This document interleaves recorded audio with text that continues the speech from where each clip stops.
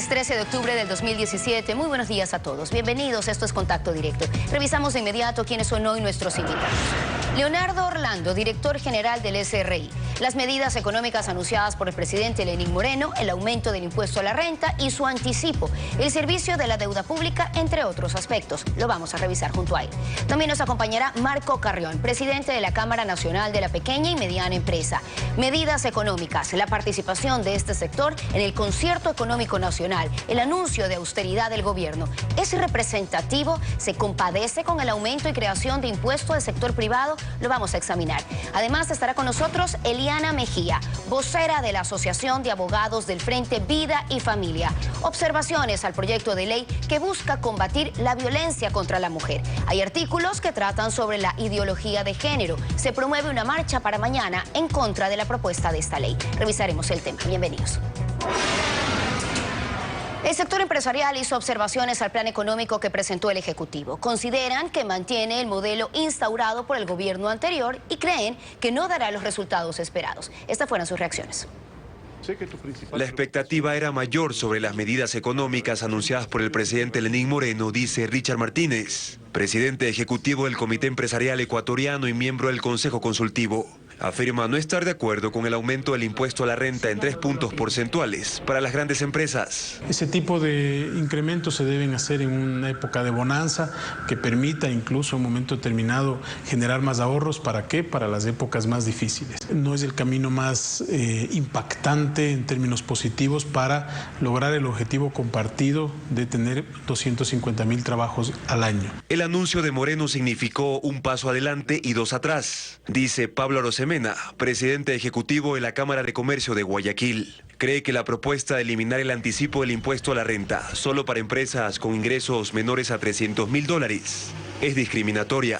Todas las demás empresas, de hecho la mayoría de las empresas que no están consideradas en ese rango son las que generan la mayor cantidad de ingresos para el fisco, son las que generan mayor cantidad de empleo y dinamismo económico. Por eso nosotros planteamos que el beneficio de renta ganada, renta pagada, eliminar el anticipo del impuesto a la renta sea ampliado para todos los sectores. Richard Martínez considera que en el plan económico del Ejecutivo hay propuestas que rescatar, entre ellas los incentivos tributarios para los pequeños y microempresarios. ¿Qué aspiramos nosotros? Aspiramos a que esos beneficios puedan extenderse a todo el aparato productivo. Es todo el aparato productivo el que en este momento necesita de mayor oxigenación, de mayor liquidez y proyectarse en el mediano plazo con más rentabilidad. La actualidad, los protagonistas, el análisis y la información en Contacto Directo. Lenín, muy buenos días. Hola Wendy, buenos días a todos nuestros televidentes. Las medidas económicas anunciadas el pasado miércoles por el presidente Lenín Moreno no corrieron con la misma suerte que la consulta popular, esta última de respaldo casi unánime. Las observaciones por parte del sector productivo y de analistas a las medidas económicas son múltiples y se refieren desde la ambigüedad de los anuncios hasta las inconsistencias que existirían entre las cifras que maneja el presidente de la República y otras que son las que manejan las autoridades económicas. Esta mañana nos acompaña el economista Leonardo Orlando, director general del Servicio de Rentas Internas. Economista, buenos días. Muy buenos días, Lenín, y a todos los ecuatorianos también un afectuoso saludo. Uno de los aspectos más criticados desde los sectores productivos hasta los políticos ha sido el incremento en 3 puntos del impuesto a la renta que pasará al 25%, con excepción de las micro y pequeñas empresas, así como de los exportadores habituales. Le pregunto, economista, ¿se está castigando a quienes más producen, a quienes más empleo generan? En lo absoluto, estimado Lenín, como usted conoce, el impuesto a la renta tenía una tarifa vigente del 25% hasta el año 2010. Con la expedición del Código Orgánico de la Producción se consideró la reducción de 1 punto porcentual durante los años 2011, 12 y hasta el 2013, en que la tarifa quedó en el 22%. Consideramos más bien que este tipo de medidas se alinea al mandato constitucional del artículo 300 que establece los principios del régimen tributario, en este caso la progresividad, la equidad, la suficiencia recaudatoria, y que se prioricen, dice ese artículo de la Constitución, que se deben priorizar los impuestos directos y progresivos. En este caso tenemos que tener la claridad de que las micro y las pequeñas empresas son segmentos de la producción de mayor vulnerabilidad, donde la volatilidad de los ingresos tiene obviamente una incidencia mayor. Así que apelamos al esfuerzo, a la comprensión, al apoyo solidario y comprometido con el país de ese sector de medianas y grandes empresas que van a tributar por 3 puntos más, como lo era hasta el año 2010, es decir, la tarifa del 25%. Pero resulta que son los grandes contribuyentes quienes facturan el 50% del Producto Interno Bruto y que los impuestos que generalmente se les impone se los traslada a los consumidores. Medidas como esta, así como la implementación de aranceles, economista, ¿traerán como consecuencia el encarecimiento de la vida en el país? No debería de tener un encarecimiento. Hemos tenido la precisión como frente económico de que las medidas tanto tributarias como arancelarias no afecten a los productos de primera necesidad. Obviamente vamos a tener siempre una evaluación, seguimiento de las políticas y que no se generen abusos ni distorsiones en el mercado. En este caso, las medidas que tienen que ver con las importaciones se concentran principalmente en la lucha contra el contrabando técnico, la subvaloración, y también hay medidas de carácter administrativo de eficiencia en la recaudación a nivel de los impuestos internos y una mayor coordinación interinstitucional entre el Servicio Nacional de Aduanas y el Servicio de Rentas Internas, porque hemos detectado con las autoridades de esa entidad que hay ciertos segmentos, no podemos generalizar, hay importadores, comercializadores muy formales y cada vez la cultura tributaria, la cultura aduanera va creciendo en el Ecuador, pero todavía hay segmentos de contribuyentes que caen en estas prácticas de subvaloración. Como lo ha informado el director general de la aduana, el 70% de los productos ingresan al Ecuador con un costo unitario entre 1 y 5 centavos. Hemos hecho validaciones de ciertos productos con precios en el exterior y no corresponden esos valores a la realidad. Y de hecho hemos tenido operativos conjuntos en 2 casos emblemáticos donde se habría perjudicado al fisco en decenas de millones de dólares. Así que pedimos a la ciudadanía que tenga la comprensión de que hay segmentos empresariales, lamentablemente, que incurren en estas prácticas, que se están apropiando de una renta de manera ilegítima, porque usted se preguntará, si importan tan bajo y después lo venden a un precio alto, al menos deberían pagar un alto impuesto a la renta. Lamentablemente interponen empresas denominadas fantasmas o instrumentales en la cadena de distribución, con lo cual licúan las utilidades. Y a esas prácticas es que nos estamos enfrentando y combatiendo con acciones y con medidas de carácter administrativo para erradicar cualquier forma de competencia desleal, de evasión y de contrabando. Lo que me pregunto también, economista, es cómo pudo ocurrir esto durante 36 meses, generarse una pérdida de 2.200 millones de dólares, y tanto el Servicio Nacional de Aduanas como el Servicio de Rentas Internas se dan cuenta de que esto está ocurriendo 3 años después. Bueno, básicamente, como lo informó el director general de la aduana, él podrá dar más detalles, ha cruzado información con otras aduanas del mundo, y esos son los reportes de diferencias en valoración. Son presuntas diferencias que se están analizando, corresponden a ingresos de mercancías. Como usted conoce, le corresponde al Servicio Nacional de Aduanas establecer la diferencia en valoración, y la Administración Tributaria analizará después la incidencia en el pago de los impuestos internos. Así que, lamentablemente, yo pienso que no es una excusa que las administraciones tributarias o aduaneras, que deben de hacer procesos de investigación en profundidad, no puedan detectarlo esto al momento en que se dan. Estamos ajustando nuestras matrices de riesgo, tanto en la aduana como en el SRI, para que todos estos comportamientos anómalos que se vienen evidenciando en operaciones de comercio exterior sean corregidos con mayor oportunidad. Pero es algo similar a lo de las empresas fantasmas. Hemos detectado una red de más de 2.100 millones de dólares entre el año 2010 y el 2016 y no se pueden beneficiar, si estamos dentro de los plazos de la ley, por una aparente demora en la detección de las autoridades de control, no es causa para que los contribuyentes puedan justificar sus incumplimientos. Creo que las cosas hay que ponerlo en su contexto. Nosotros tenemos plazos, tenemos millones... Ni para los que incumplen como contribuyentes, pero tampoco para las autoridades que parecería que están incumpliendo con sus labores de control, ¿no? O sea, darse cuenta de que una irregularidad está ocurriendo 7 años después, vamos, o sea, algo está pasando, algo no se está haciendo bien. Bueno, nosotros lo hemos hecho, el combate a las empresas fantasmas desde hace varios años. Lo que hemos hecho es sistematizarlo y difundirlo a la ciudadanía con una campaña integral desde el año anterior. Pero obviamente no son las cosas tan sencillas de evidenciar solo con un cruce de datos. Tenemos que ir a verificar en campo. Hay problemas gravísimos de adulteración de libros contables que demandan de procesos de auditoría, que hemos tenido que hacer intervenciones con actos urgentes, allanamientos con la Fiscalía. Por eso yo sí pienso que si estamos dentro de los plazos y estamos ejecutando controles y descubrimos una trama de fraude, siempre y cuando actuemos bajo el debido proceso y dentro de los plazos de caducidad para la facultad determinadora, el Estado y la sociedad tienen todo el derecho de recuperar esos recursos en favor de todos. Economista, el presidente acepta que se elimine el pago del anticipo del impuesto a la renta, pero solo para las empresas que tuvieran ventas de hasta $300.000 al año.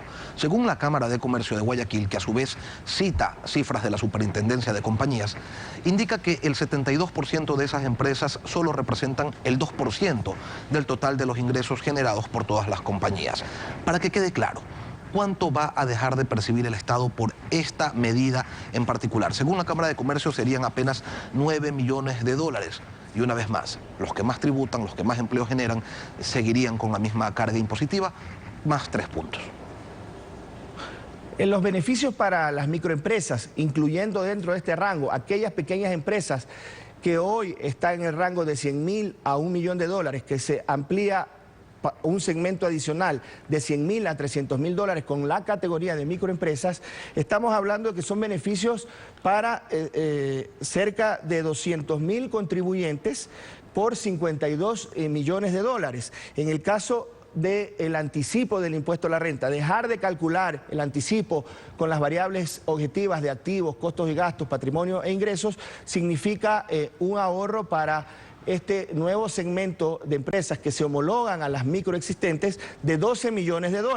Pero tenemos también una franja exenta similar a la de las personas naturales, que para el año 2017 está en $11.290, que se incorporan como una franja exenta a partir del valor de $11.290, recién comenzarán a pagar el impuesto a la renta alrededor de 36.000 empresas. Y en el caso de las microempresas nuevas, personas naturales o sociedades, tenemos también un impacto calculado de $16 millones anuales en beneficio de estos nuevos microemprendedores. Así que los beneficios también llegan a las microempresas existentes en materia del impuesto a la renta, no solo del anticipo.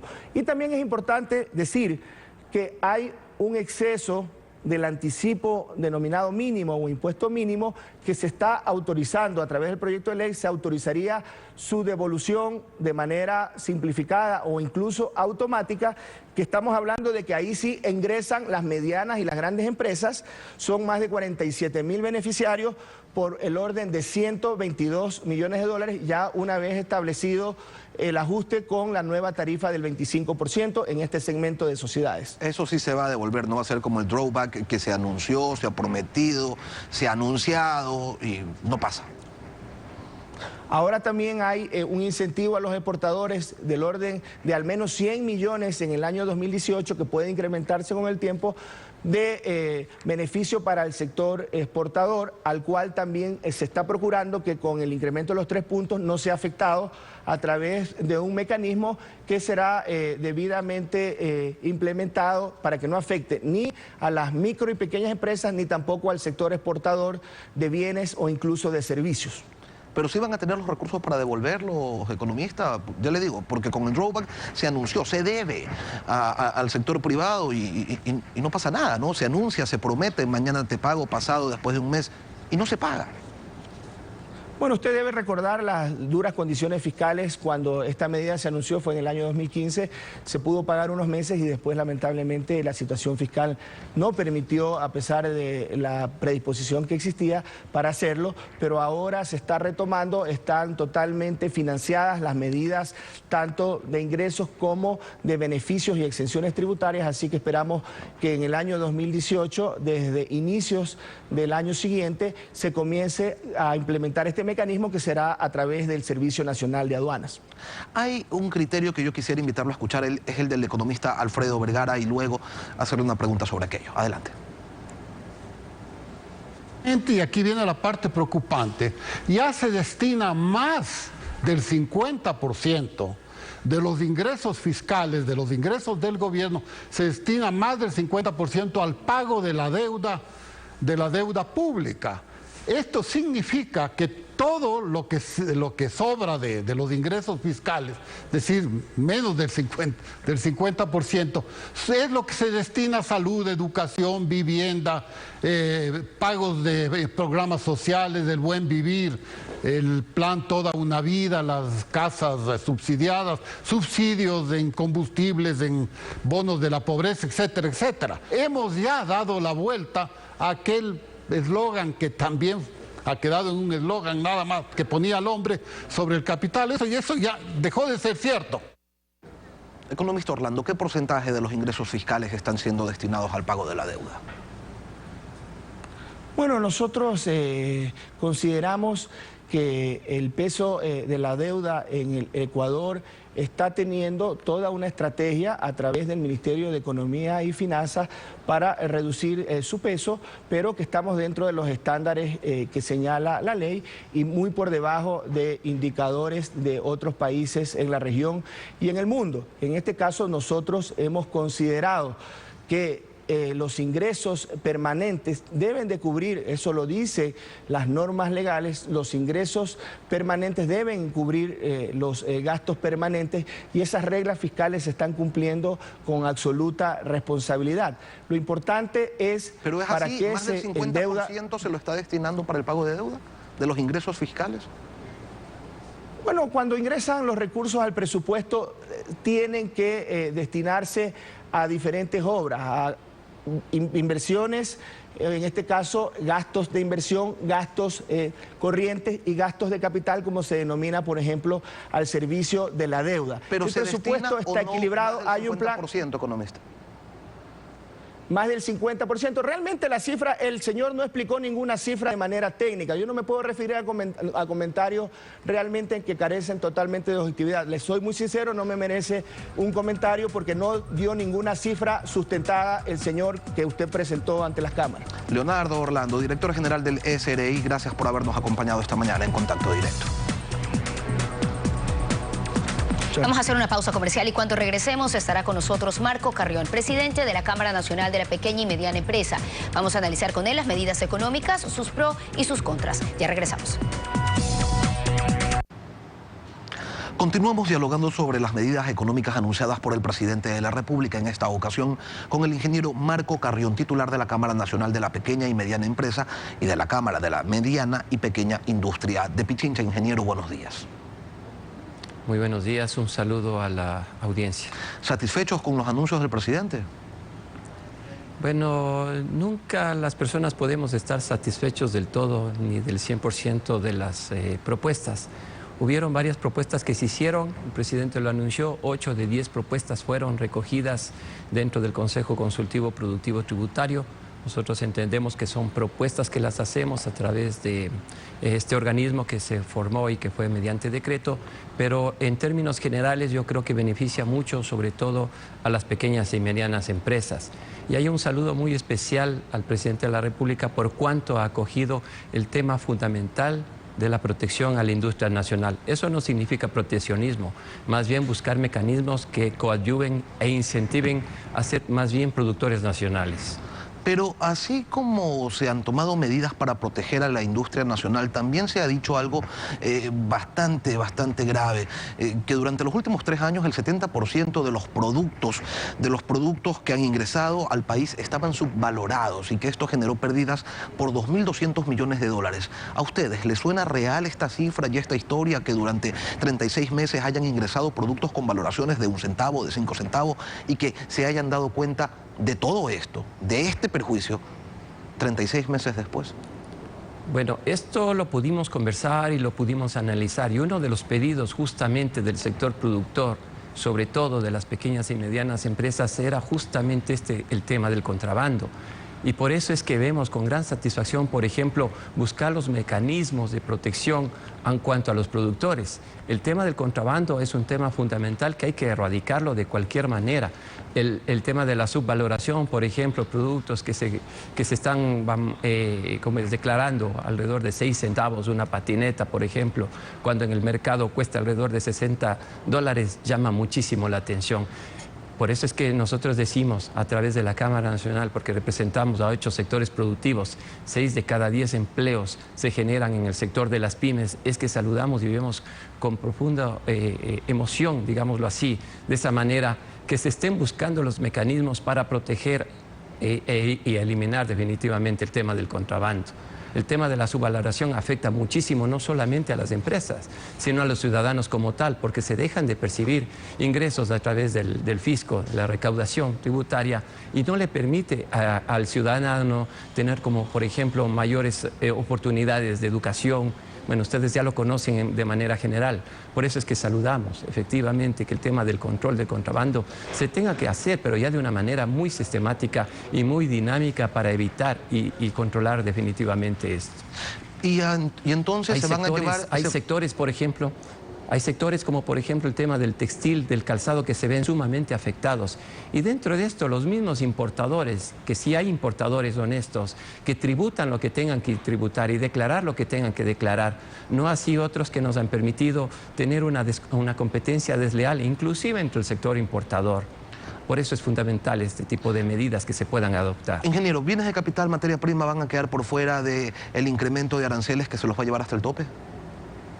Bueno, por el momento está destinado así, el ministro lo ha mencionado de esa manera, pero sin embargo nosotros estamos todavía buscando los mecanismos para que los bienes de capital, materias primas, sean considerados más adelante a futuro una revisión en cuanto al ISD. Es decir, no es posible que si nos permiten ser más competitivos o nos exigen ser más competitivos dentro de nuestras empresas, tengamos que pagar valores adicionales en cuanto a incorporar tecnologías para mejorar procesos productivos. Eso definitivamente yo creo que hay que seguirlo buscando, hay que seguirlo planteando dentro del Consejo Consultivo. Además, yo quiero dar una noticia aquí. Nosotros, dentro del Consejo Consultivo Productivo y Tributario, nosotros vamos a ser el órgano de consulta del Consejo Sectorial de la Producción. Eso fue aceptado, fue recogido, y ahí es donde tenemos que buscar nosotros esos mecanismos que nos permitan, más que nada, dar nuevas modalidades o nuevos mecanismos al Consejo Sectorial de la Producción para que incorpore nuevas medidas que nos permitan salir adelante como país y como generadores de fuentes de trabajo. Con relación al impuesto a la salida de divisas, en el Consejo Consultivo les dijeron que eso no iba, porque esos $1.000 millones, cerca de $1.000 millones que se recauda o se aspira a recaudar durante este año, no tenían de dónde más, por dónde compensarlos. El mandatario ha señalado que las medidas de austeridad le permitirán al gobierno ahorrar $500 millones más o menos. Estamos hablando de una cifra marginal sobre un presupuesto de más de 36.000 millones. Le pregunto, ingeniero, ¿se está pidiendo sacrificios solo a los demás y casa adentro no se hace un mayor cambio? Bueno, yo creo que eso es uno de los planteamientos que también se hizo dentro del Consejo Consultivo Productivo Tributario. Es decir, buscar una forma de que el Estado en sí vaya bajando carga. Es decir, hay una carga burocrática, yo creo que todavía alta, y eso es lo que se ha planteado también dentro del Consejo Consultivo, que se busque esos mecanismos para eliminación de esa carga tributaria. Es más, había una propuesta en el sentido de que algunas personas que salen del sector público pueda absorberlo el sector privado, pero obviamente buscamos algunos incentivos para poder incorporar a algunas personas que están muy bien calificadas en el sector público, puedan incorporarse también al sector privado y no se pierda esa generación de fuentes de trabajo. Por eso es que hay propuestas todavía que hay que seguirlas analizando y hay que seguirlas trabajando. En cuanto a las otras medidas que las ha anunciado el presidente, como por ejemplo la eliminación del impuesto a la renta, esto no va a afectar a las empresas que facturan, ya se lo dijo anteriormente, no va a afectar a las pequeñas y medianas empresas. Esa subida, a las pequeñas empresas, esa subida del 3% está destinado fundamentalmente a las medianas y grandes industrias. Ese es un sacrificio que el sector productivo lo está haciendo en este momento. Nosotros habíamos planteado que no sea el 3%, que sea un porcentaje un poco menor, inclusive del 1%. Eso se lo conversó dentro del Consejo Consultivo. Sin embargo, se adoptó el 3%. Bueno, vamos a estar atentos a la propuesta de ley que envíe y vamos a trabajar inclusive dentro de esa propuesta de ley. La graduación del 3% no va a las pequeñas industrias, va a las medianas y grandes industrias. Ingeniero Carrión, una última hasta cosa. 1 millón. Una última cosa, ¿les preocupa a ustedes que solo se haya dicho que se va a honrar la deuda sin señalar con claridad cómo es que lo van a hacer? Bueno, obviamente siempre hay una preocupación del sector privado de que sea siempre el que esté tratando de financiar algún tema fiscal. Yo creo que ahí hay un esfuerzo grande también al pedir que este 3%, por ejemplo, del impuesto a la renta, lo que va a permitir es también buscar nuevos microemprendimientos, fomentar el trabajo, fomentar nuevos microemprendedores, y por eso es que el presidente lo ha planteado también en el tema de los $11.000, hasta $11.000 el tema de utilidades, que no se graven con impuesto a la renta. Eso, por ejemplo, va a generar nuevos emprendimientos. Yo creo que pueden surgir nuevas empresas, microempresas, que les permitan a la nueva gente, a la gente joven sobre todo, insertarse en nuevas empresas que pueden generar muchísimo trabajo, ¿no? Ingeniero Marco Carrión, presidente de la Cámara Nacional de la Pequeña y Mediana Empresa, gracias por haber acudido hoy a Contacto Directo. Muchas gracias. Y más adelante estará con nosotros Eliana Mejía, luego de la pausa comercial. Ella es vocera del movimiento de Frente Nacional Vida y Familia. Con ella analizaremos el proyecto de ley que busca combatir la violencia contra la mujer. Hay observaciones sobre la identidad de género en parte de su articulado. Ya regresamos con esto. La lucha por combatir, por erradicar la violencia contra la mujer ha desencadenado una serie de acontecimientos que de alguna manera se alejan del tema fundamental de las propuestas que se han presentado y ha centrado a un sector de la sociedad en otra discusión alrededor de la identidad de género, de si deberían o no reconocerse derechos a través de la legislación, de si esto implica o no algún tipo de riesgo para la familia, para la sociedad. Este sábado saldrán a marchar los dos grupos. Hoy dialogaremos con la abogada Eliana Mejía de la Asociación del Frente Vida y Familia y queremos preguntarle por qué saldrán a las calles el día de mañana. Muy buenos días, Lenin, gracias por la invitación. El Frente Nacional Vida y Familia es un grupo conformado por hombres, mujeres, madres, padres, familia en general, incluso profesionales, abogados y doctores que nos unimos en una sola voz por la vida, la familia y los niños, niñas y adolescentes de nuestro país. No solo marchamos por el proyecto de ley de erradicación en contra de la violencia de la mujer, que frente a este tema hay que decir que nosotros reconocemos que en el Ecuador hay violencia y que el Estado tiene la obligación de aplicar las medidas necesarias para poder eliminar esa violencia dentro de nuestro país. Pero a través de este proyecto también es necesario aclarar que no se ha presentado un solo proyecto, sino que se han presentado 3 proyectos. El primer proyecto que fue presentado por el Grupo Parlamentarios por Mujeres el 17 de agosto, el segundo proyecto que fue presentado por el presidente de la República el 24 de agosto y un tercer proyecto que de manera sorpresiva ha sido presentado por el grupo parlamentario y este es el que está siendo siendo socializado, pero no está en la página de la Asamblea Nacional. El contenido de estos 3 proyectos es exactamente el mismo. Entonces, a nosotros nos indicaron que el fin último de esta ley era proteger a la mujer. Pero en el momento que se conceptualiza a la mujer dentro de esta norma, se utilizan términos que a nuestro punto de vista no van relacionados con lo que establece la Constitución de la República y los acuerdos internacionales. ¿Cuáles son esos términos? Lenin, para poder tener mayor claridad, me permite leerle el artículo número 4 que habla acerca de los sujetos de protección de la ley. Dice, la presente ley... serán sujetos de protección de la presente ley, se ve en la parte de abajo, incluidas las mujeres de orientación sexual e identidad de género diversa. ¿Y cuál es el problema con que haya un enfoque de género? Bueno, primero hay que aclarar, en este sentido, cuando hablamos acerca de identidad de género, es un término muy amplio. Según lo que establece la ONU, se están discutiendo acerca de aproximadamente unos 112 géneros. Por lo cual, precisamente no estaríamos hablando que se está erradicando la violencia en contra de la mujer, sino que también podríamos estar incluyendo a aquellas personas que dentro de su autoconstrucción de su género se reconocen como mujeres. Y para eso también quiero leer el artículo número 6 de la misma norma que dice lo siguiente. Identidad de género se refiere a la autodeterminación de género innata, interna, individual, de una persona que puede o no corresponder con la fisiología de la persona o su sexo al nacer, incluyendo todo el sentir personal del cuerpo, que puede implicar, si así lo desea, la modificación o la apariencia de su físico a través de medios quirúrgicos.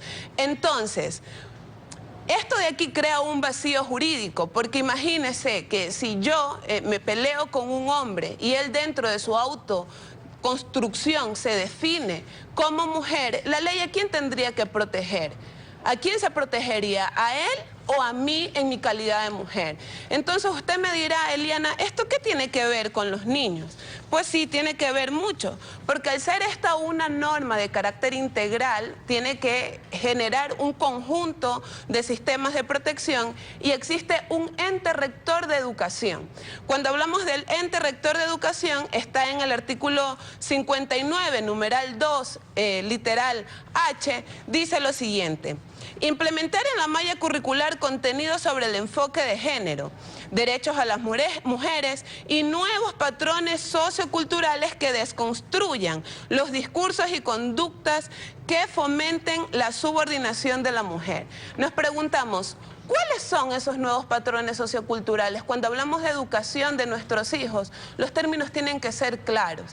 Y otra cosa que quiero aclarar... Pero hay términos claros también en el derecho internacional. Hay un principio de igualdad, de no discriminación, que es la base del sistema internacional de protección de derechos humanos. Ustedes desde su postura, desde su lectura, ¿no están contradiciendo aquello? No, para nada, Lenin. Lo que nosotros queremos es que exista una claridad normativa. ¿Por qué? Es como si que yo mañana indique que soy niña y quiera que me proteja el código de la niñez y la adolescencia. Y usted me va a decir, Lenin, Eliana, no se puede. Y efectivamente no se puede porque no soy niña. Entonces lo que nosotros queremos es... Pero eso no es un asunto de género, pues. Yo sé que no es un asunto de género, pero lo que nosotros queremos es que dentro de la norma se proteja al sujeto de protección, que en este caso es la mujer. Y si dentro de los conceptos de la norma no está claro a quién se protege, es evidente que cuando se implementen los contenidos en la malla, tendrán que ponerse dentro de la malla estos tipos de conceptos como diversidad sexual, identidad de género, pero eso existe, y entre otros. Si está o no está en los textos, eso existe, eso está allí, está en la calle, está en la vida. Sí, pero nosotros, y como lo hemos venido viendo en otros países, es importante proteger al niño, que nada influya en su desarrollo psíquico, emocional, y eso es muy importante y la norma tiene que protegerlo, porque más allá de todo, aquí estamos hablando del interés superior del niño. Entonces, de alguna manera este es uno de los objetivos por los cuales vamos a marchar, porque asimismo renombrados pediatras a nivel internacional han indicado que este tipo de contenidos al niño hay que reafirmarlo en relación a su sexo. Y yo quiero que la ciudadanía sepa que el día de mañana vamos a marchar no solo por este contenido de la identidad de género, que de alguna u otra forma consideramos que de alguna u otra forma puede afectar el desarrollo normal del niño, sino que también vamos a marchar porque consideramos que el fin último de esta norma, que es proteger a la mujer y erradicar el femicidio, no se está cumpliendo, porque en el Ecuador hay violencia. Sí, pero no hay solo violencia en contra de la mujer, también hay violencia en contra de los niños. Abogado. Y para este grupo considera que el problema radical es que tenemos una familia que está debilitada. Y por eso el día 14 de octubre vamos a marchar por la vida y la familia. Abogada Eliana Mejía, vocera de la Asociación Frente, Vida y Familia, gracias por habernos acompañado. El lunes, la otra cara de la moneda, quienes sostienen que es necesaria esta ley. Estaremos atentos entonces hasta eso. Que tengan un muy buen fin de semana. Lenin, contigo nos vemos el próximo viernes. Será hasta entonces un buen fin de semana para todos.